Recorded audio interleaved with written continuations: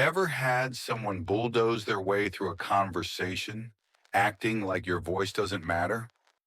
Or maybe they drop those sneaky, passive-aggressive comments, the kind that sting, but are just vague enough to avoid confrontation. And somehow we're expected to swallow it all with a polite smile, as if our boundaries don't deserve to exist.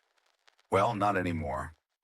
If you're done tolerating people who treat your time, your space, and your feelings like an afterthought, this video is for you. Today I'm walking you through some brutally honest, maybe even slightly controversial, ways to deal with disrespect without raising your voice and without losing your cool. So get ready because by the end of this video, you'll have every tool you need to set clear boundaries and make sure they're respected. Let's begin with one of my all-time favorite, deceptively simple techniques, the silent stare. Now, I know what you're thinking. Wait, you're telling me to just stare? Yes, exactly that. But stay with me because it's more powerful than you think. When someone disrespects you, maybe they interrupt you, dismiss what you say, or talk over you like you're invisible. They're often looking for a reaction. They want you to trip over your words, get flustered, maybe even lash out. It gives them control. It pulls you into their little drama and makes you question your own worth. But when you look at them, calmly, silently, without even twitching, you take that power back. No eye roll, no sigh, just a cool, steady stare that says everything without saying a word.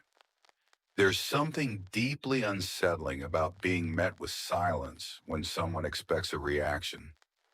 That silent stare flips the dynamic. Suddenly, you're the one in control, and they know it. You might worry this comes off as passive-aggressive, but it's not. It's intentional. It's composed. It says, I see what you're doing, and I'm not playing along. Without lifting a finger, you've just set a boundary that can't be ignored. Let me tell you about a moment when this worked like magic. I was in a team meeting, and this one guy, loud, cocky, constantly interrupting, kept cutting me off. Every time I tried to speak, he'd bulldoze right through my sentence, like he was the star of his own talk show. I gave him the benefit of the doubt, tried to jump in respectfully. No luck. So I stopped, leaned back in my chair, crossed my arms, and locked eyes with him. No blinking, no facial expression, just silence. 5 full seconds. The room got quiet. Everyone at the table turned to look at him. You could almost feel the shift. He fumbled mid-sentence, looked around nervously, and then he looked down. That was the last time he interrupted me.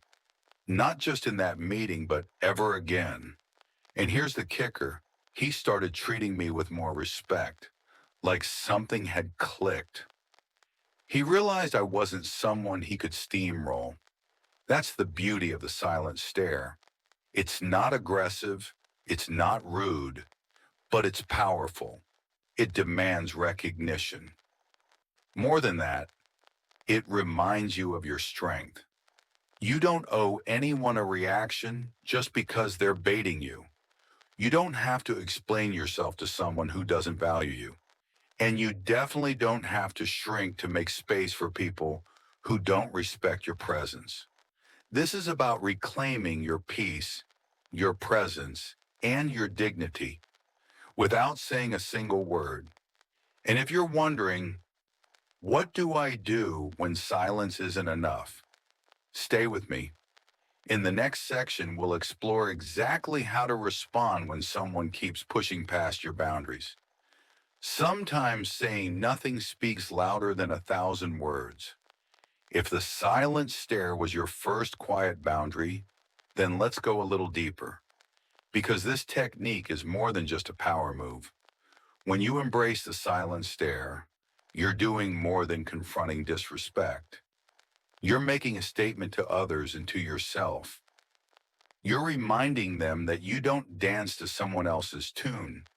You don't owe anyone a reaction, especially not those who treat you like you don't matter.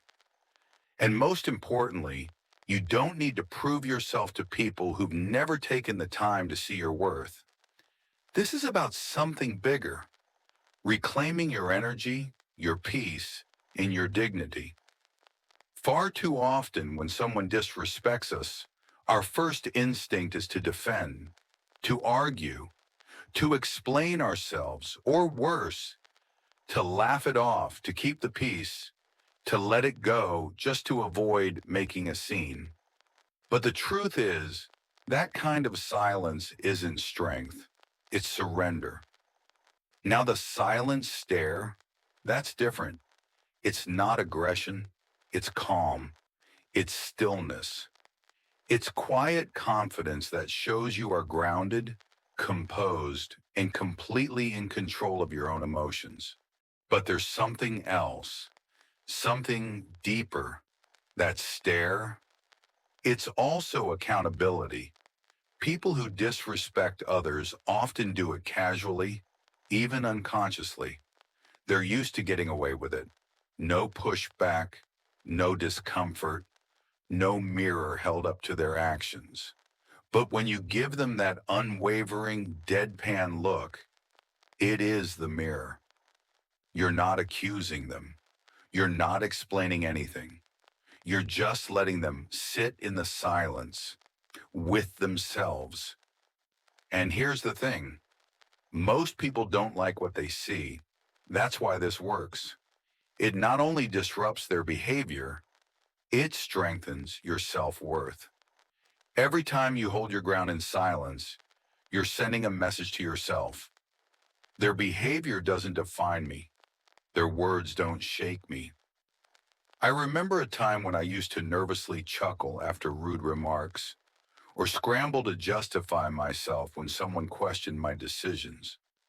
I thought staying nice would earn respect, but it only drained me, left me second guessing, exhausted. Learning to simply stop, look someone in the eye, and say nothing. That was a turning point. It felt small at first, like a whisper, but over time it became a quiet revolution in how I saw myself, a refusal to let disrespect shrink me. So the next time someone pushes your boundaries, tries to diminish you, or delivers those subtle little jabs, don't argue, don't defend, just look. Let them feel the weight of your calm presence. Let the silence do the heavy lifting. Because in that moment, your silence says everything. I respect myself too much to step into your chaos. And trust me, that's a message worth sending. And speaking of silence, let's talk about its quieter but equally powerful cousin, the silent response. Because sometimes the best way to handle disrespect is to say absolutely nothing at all. Ready to see how that works? Let's keep going. Sometimes the most powerful thing you can say is nothing at all. We just talked about how silence can command more respect than confrontation. Now let's take that even further. When someone throws negativity your way, what they're often doing is trying to bait you, dragging you into their drama, poking at your self-worth, hoping you'll react. It's a trap designed to make you feel small, defensive, or insecure. But when you don't take the bait, when you let their words hang awkwardly in the air and choose not to respond, something shifts. That silence, it becomes a mirror, and it reflects their behavior back at them in the most uncomfortable way possible. This is why silence works so well. People who disrespect others aren't just being careless. They're often seeking a response. They want a spark, a reaction, even a justification, anything that validates their behavior or makes them feel in control.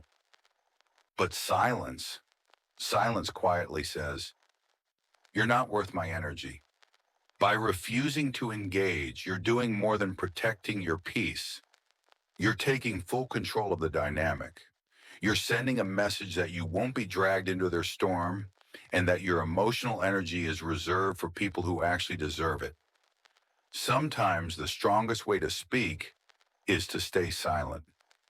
It's subtle, yes, but it's powerful because it tells the other person without a single word. This conversation is over before it even begins.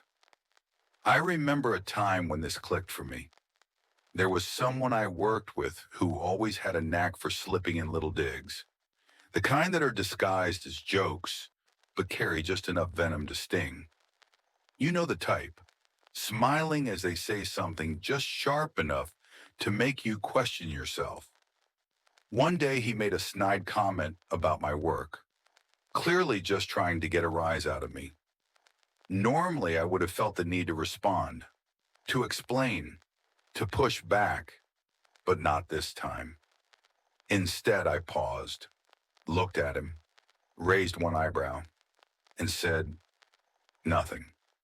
I let the moment stretch, let his words just sit there, unsupported, unanswered.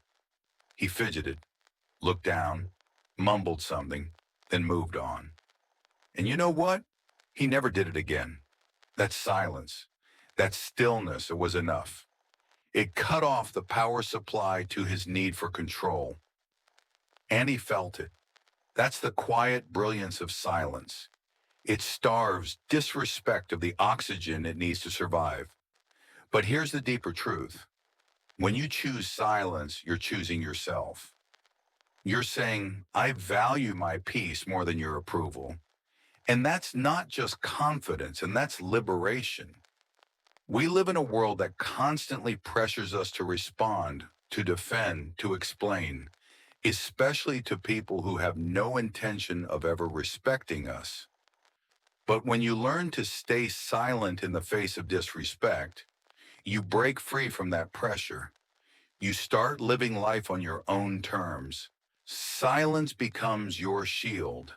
It filters out the noise. It protects your energy. It sets the boundary without you having to lift a single finger. I'll be honest, learning to use silence as a response didn't come naturally at first. But once I embraced it, everything changed. And in the next part, we'll talk about how to combine that silence with one more subtle but powerful move that can leave an even bigger impact. Choosing silence over reaction changed everything for me. At first, I thought staying quiet would make me look weak, like I didn't have the strength to defend myself. But the more I practiced it, the more I noticed something unexpected. Every time I stayed silent in the face of disrespect, I felt lighter, more in control, more me. In the past, I would jump in to defend myself, to prove a point, to correct the narrative. And each time I walked away feeling drained, emotionally exhausted and mentally tangled in a situation that didn't deserve that much of me. But when I started letting their comments pass by like static, like white noise in the background, everything shifted. I didn't feel like a doormat. I felt powerful because in that silence, I wasn't surrendering. I was choosing not to waste my energy. Every moment I chose not to react, I reclaimed a piece of my power. So here's my challenge for you. The next time someone disrespects you, pause, take a breath, look them in the eye, and say absolutely nothing. Let the silence speak. Let it do the heavy lifting. You might be shocked at how quickly it disarms them and how incredibly freeing it feels for you. Embrace silence as your response, because sometimes the strongest statement you can make is saying nothing at all. Now let's talk about something equally important, something many of us struggle with far too often: explaining our choices. This next point might sting a little because it's something so many of us do without even realizing it. Stop explaining your choices. Seriously, how many times have you made a decision for yourself, a decision that felt right, that aligned with your values, only for someone to immediately question it? Why didn't you go to that event? Why'd you quit that job? Why would you do it that way? And just like that, you find yourself justifying, defending, explaining your life to people who were never entitled to that explanation in the first place. Here's the truth: your life, your path, your decisions, they don't need to be approved by anyone else. And they certainly don't need to be debated. In fact, when someone constantly questions your choices, they're usually not trying to understand. They're trying to judge. They're looking for flaws, for cracks, for reasons to poke holes in your confidence. Sometimes it's subtle, sometimes it's obvious, but at the core, it's about making you doubt yourself so they feel better about their choices. You don't have to play that game. Every time you choose not to explain, you're taking back ownership of your life. You're saying, my choices aren't up for discussion. And that's a powerful thing to claim. Now let's look a little deeper into why people feel entitled to those explanations in the first place. It's not always malicious. Sometimes your independence, your willingness to take risks, to step outside the box, makes others uncomfortable. It challenges their worldview. It reminds them of the chances they didn't take. So when you make a bold decision, something they wouldn't have the courage to do, it stirs something inside them. And instead of sitting with their own discomfort, they project it onto you. They ask why, not to understand, but to make you question yourself. But here's the bottom line: their discomfort is not your responsibility. You're not a public spokesperson for your own life. You don't owe anyone an emotional PowerPoint presentation every time you make a personal decision.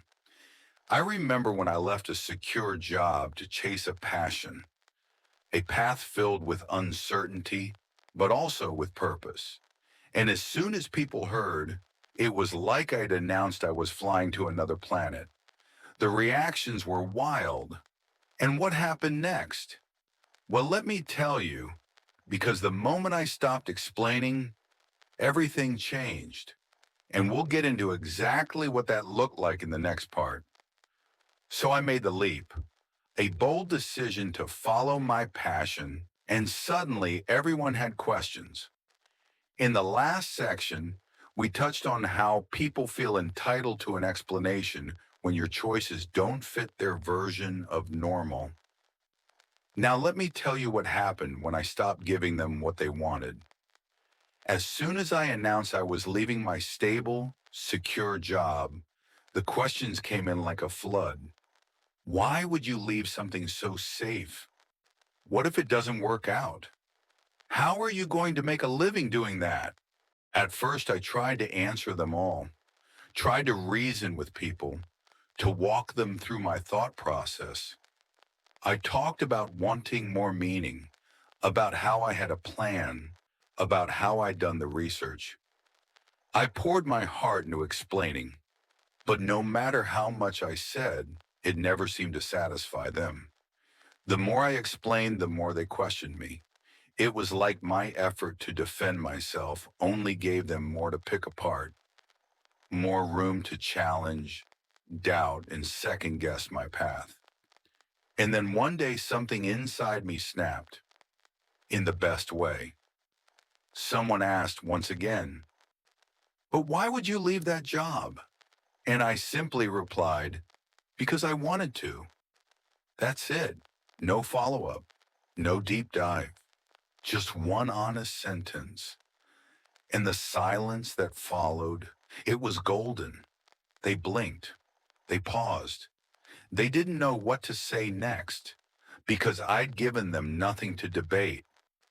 It was in that moment that I realized something powerful. When you stop feeding people your reasons, you take away their ability to question your decisions. You pull the plug on their judgment, and suddenly they're the ones left without a script. And you know what happened? They stopped asking. Eventually, the questions faded, the pressure eased, the judgment died down. Here's the beauty of not explaining yourself. It's liberating. It's a bold declaration that your choices are valid, not because others understand them, but because you do. When you stop justifying your path to everyone else, you give yourself permission to actually walk it freely, confidently, and unapologetically. You stop pouring your energy into convincing others, and instead, you pour it into living your life. There's a powerful truth here. Your life doesn't need a group vote. Not every decision has to be run through a committee, and not every move you make needs a green light from the people around you. In fact, have you ever noticed that truly confident people rarely explain themselves? That's not an accident. It's because they know their approval matters more than anyone else's. Look, I've been there. I used to be the one delivering long-winded explanations, like a walking PowerPoint presentation, trying to win people over. But the more I explained, the more I doubted myself. So I made a quiet pact with myself. If someone asks about a personal decision, I'll give a short, honest answer, maybe a sentence. And if they keep pushing, I'll smile and move on. And let me tell you, life got so much lighter. The more I stopped explaining, the more confident I felt. The more I trusted my own voice, the less I cared about needing others to get it. So here's my challenge for you. The next time someone questions your choice, resist the urge to explain. Just say, because I wanted to, or that's what felt right for me. Then stop. Let the silence speak. You'll be amazed at how powerful that moment is, how grounded and in control you'll feel. Because the truth is, your decisions don't need anyone else's stamp of approval. They're valid simply because you made them. But if standing your ground makes you feel isolated sometimes, you're not alone. In the next part, we'll talk about what it really means to honor your boundaries, even when others don't like it. We just talked about owning your choices without seeking approval. But what happens when the people closest to you can't accept that, or worse, keep disrespecting your boundaries? That's when it's time to talk about distance. Let's be real for a second. Sometimes the most respectful, powerful thing you can do for yourself is to step back. I know it might sound a little cold, maybe even harsh, but here's the truth that most people won't say out loud. Not everyone deserves front row access to your life. And if someone continually disrespects you, drains your energy, or chips away at your peace of mind, one of the healthiest choices you can make is to give yourself space. Now, let me be clear. This isn't about cutting people off dramatically or acting like you're better than anyone. It doesn't mean you hate them. It simply means you respect yourself enough to protect your emotional well-being. Keeping your distance is not about being rude. It's about being intentional. It's about deciding where and with whom you invest your limited time, attention, and emotional bandwidth. Think of your life like an exclusive club. Not everyone gets VIP access. If someone's constantly pushing past your boundaries, making subtle digs, or just radiating negativity every time they're around, why would you keep them close? It's okay to step back. In fact, sometimes it's absolutely necessary. Distance creates clarity. When you take a step back from people who cloud your mind with guilt, manipulation, or criticism, you finally begin to see the truth without all the emotional fog. Because here's the thing, keeping disrespectful people close is like giving them unlimited access to a mental and emotional buffet where they get to judge, take, criticize, and drain you. Then we wonder why we feel anxious, exhausted, or constantly on edge. Giving yourself space isn't petty, it's self-preservation. It's choosing your mental health. It's protecting your peace.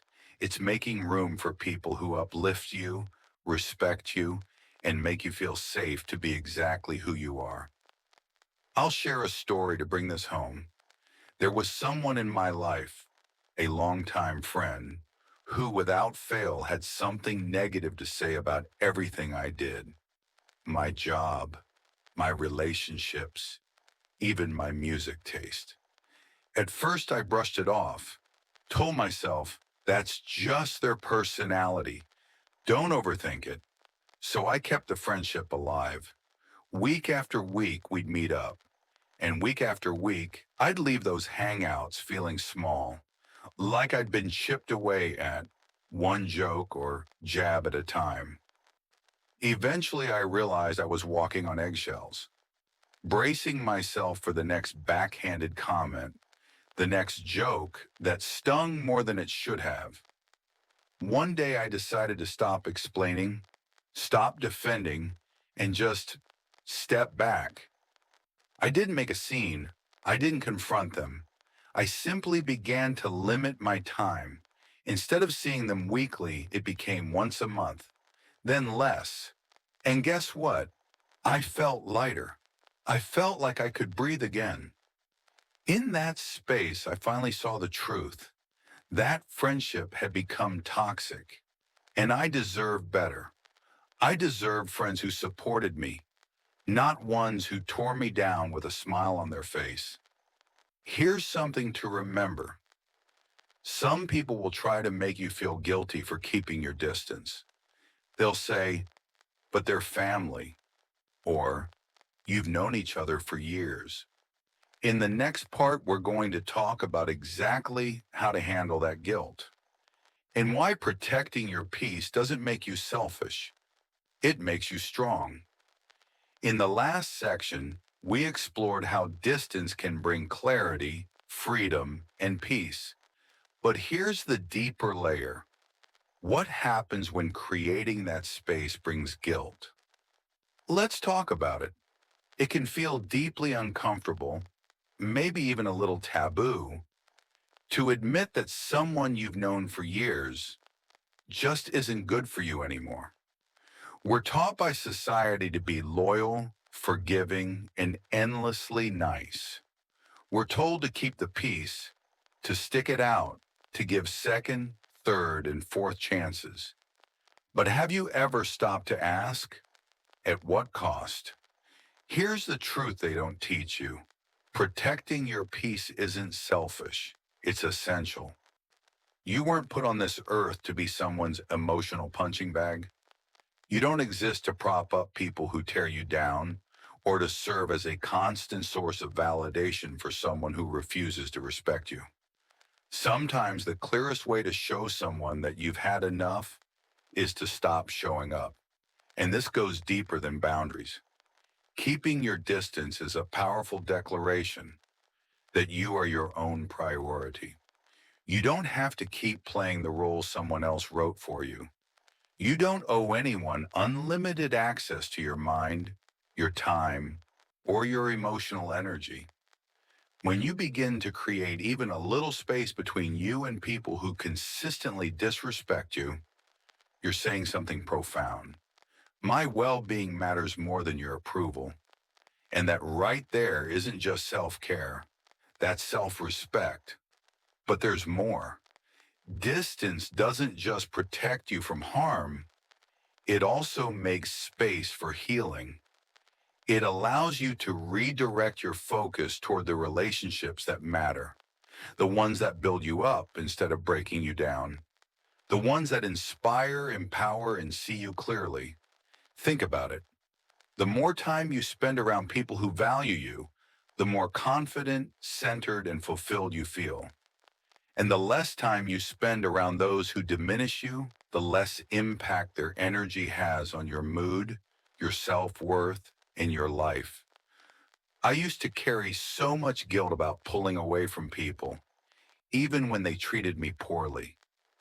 I'd lie awake wondering, what if they think I'm being cold? What if I'm overreacting? But over time, I realized something important. Stepping back wasn't about being distant. It was about making space for something better. When I gave myself full permission to limit access to disrespectful people, something shifted. I felt lighter. I had more energy, more mental clarity, more peace. And in that stillness, I started seeing clearly. I had room to grow, room to heal, room to surround myself with people who truly wanted the best for me. So here's my challenge to you. Think about the people in your life, the ones who consistently make you feel small, drained, or anxious. Then ask yourself, do they really deserve this much access to me? Just that one question might change everything. And once you've created that space, there's one more move that brings it all together. A quiet confidence that speaks volumes without a single word. Let's talk about it next. Holding your head high. Once you've created that space and protected your peace, there's one final piece that completes the picture. The way you carry yourself. Because nothing says, I know who I am, like walking through the world with your head held high. See, disrespect often isn't just about words. It's about power. People who rely on tearing others down want to control the way you feel about yourself. They want to make you doubt, shrink, or second guess your value. But when you refuse to let their words touch you, when you literally stand taller, shoulders back, eyes forward, you're sending a message louder than anything you could say out loud. You don't have power over me. And here's what's interesting. People who thrive on disrespect don't know what to do when you stop playing along. It throws them off. Suddenly, they're the ones feeling uncertain, not you. Their insults lose their sting. Their comments fall flat. I remember being around someone who always found a way to sneak in a little jab. The kind of person who cloaks criticism and sarcasm, always with that smug smile. Every gathering, it was the same routine. A joke that wasn't really funny, a dig disguised as banter. At first, I tried brushing it off, told myself, don't make it a big deal. But over time, it started getting under my skin. I found myself bracing for the next remark, like emotional armor was part of my outfit. Then one day I made a decision, no more shrinking. I walked into that room differently, shoulders back, head up, grounded in who I was. And when the first comment came, I met it with a calm look, a smile that didn't flinch, and kept right on talking. And you know what? They didn't know what to do. They fumbled. It was like their script stopped working because I wasn't playing the role they expected. It didn't just throw them off. It lifted me. I felt taller, stronger, untouchable, like I'd built a force field around my confidence. That's the power of holding your head high. It doesn't just shield you, it radiates from you. It says without a word, I am enough, and I don't need your approval to prove it. Now let's get into something spicy. The truth is, some people hate seeing others stand tall. Your confidence rattles them. Your self-assured energy contradicts their belief that they hold power over you. They want to believe they're superior, that they've got leverage, some kind of control. So when you walk in, unapologetically grounded in your worth, it disrupts their narrative.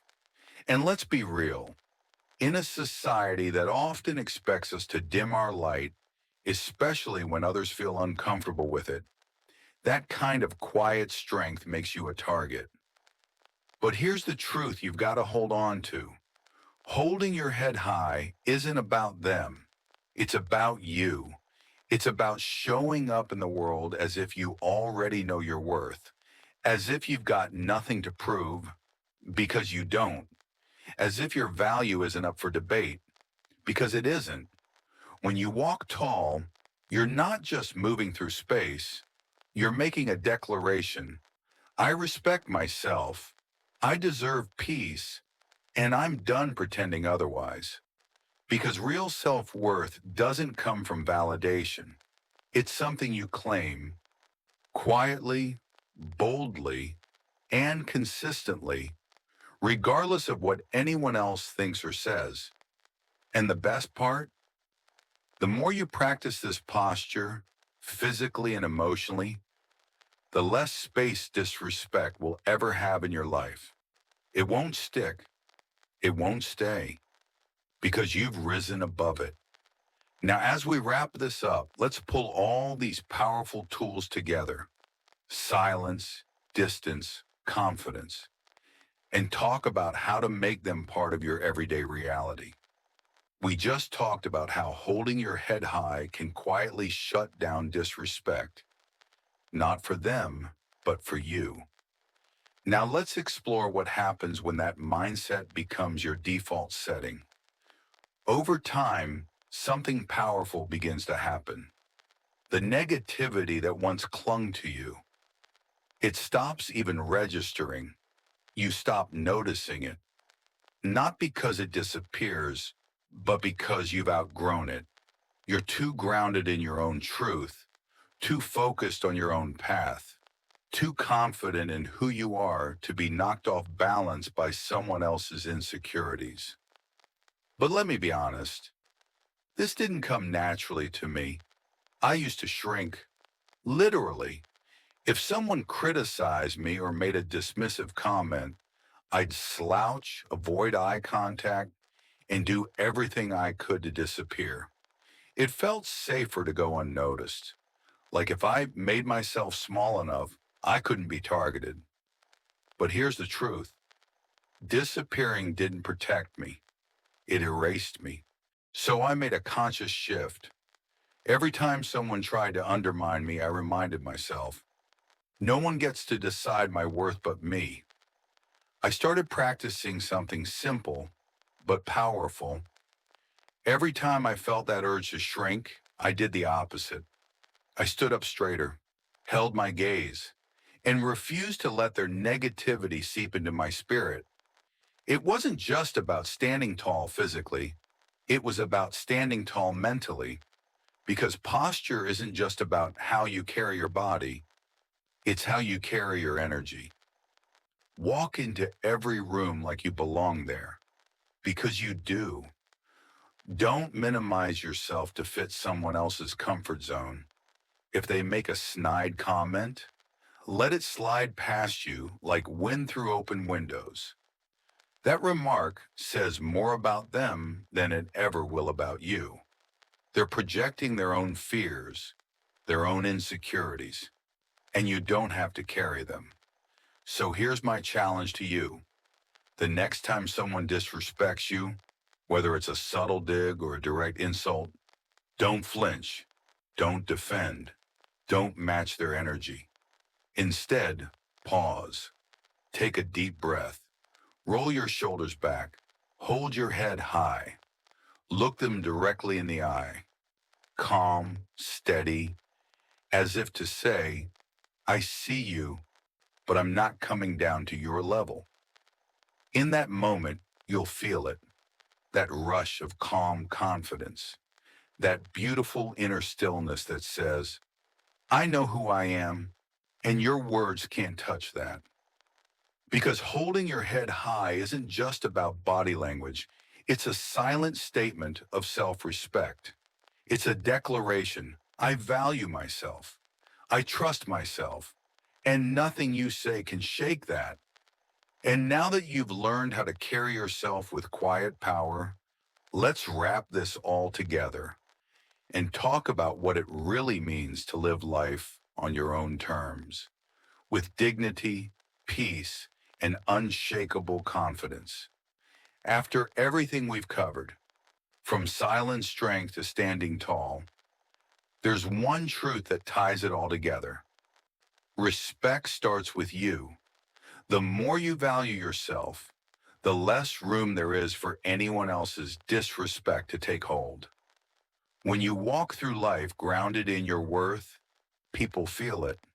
And more importantly, you feel it. So stand tall, own your space, know without a doubt that you are worthy of confidence, of peace, and of boundaries that hold firm. And that's it.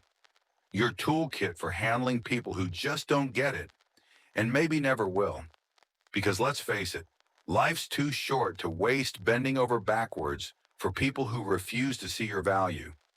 You don't need permission to set boundaries. You don't owe anyone an explanation for protecting your peace. And you certainly don't need approval to live life on your terms. People will try to challenge you. They'll question your choices, push past your limits, and test your patience. That's the world we live in. But here's the key. You get to decide what you allow in.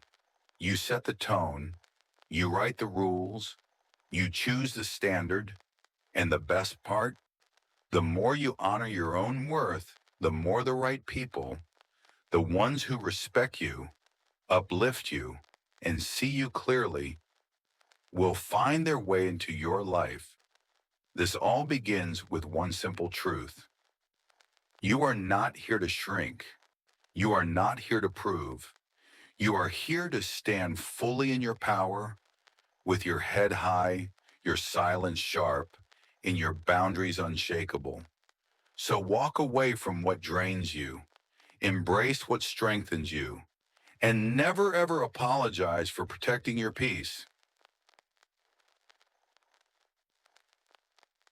Thanks so much for watching. If this resonated with you, give it a thumbs up and consider hitting that subscribe button for more content on standing tall, setting boundaries, and building unshakable confidence. Know someone who could use a reminder like this. Send it their way, or better yet, share your own story in the comments. Have you ever dealt with someone who disrespected you? What did you do to take your power back? Until next time, take care, stay strong, and remember, respect always starts with you.